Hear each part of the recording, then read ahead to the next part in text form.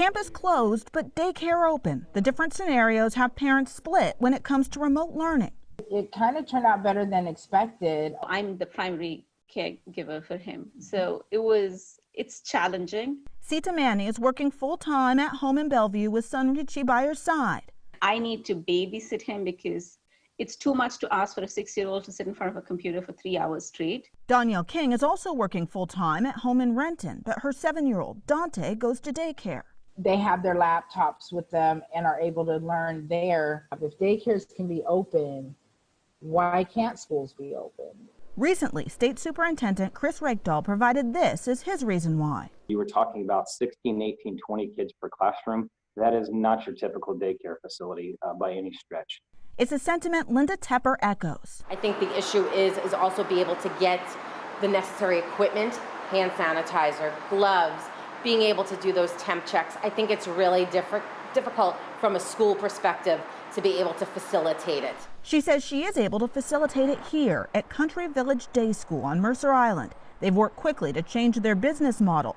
Parents are not allowed past the entryway, and we saw firsthand how going into classrooms requires temperature checks and hand sanitizer.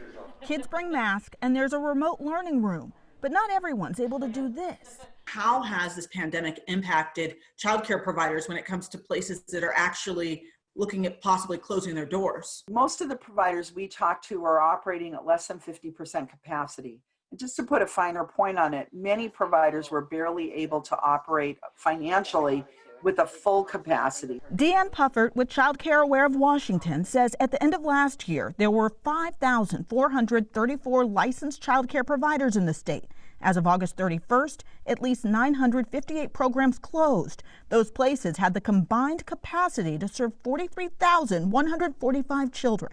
My fear is that we will decimate this market of quality childcare, and then 6 to 8 months from now, there won't be enough when everybody's ready to come back. The reality right now, parents are pushing forward. I will say the first 2 months, it was quite an adjustment. I went through a depression phase. This school year, daycare has made it less difficult for Danielle, but Sita is still pulling double duty. Where do I say this is where the office starts and this is where home starts? It's a question many families are facing as another round of remote learning gets underway. Natalie Swaby, King 5 News.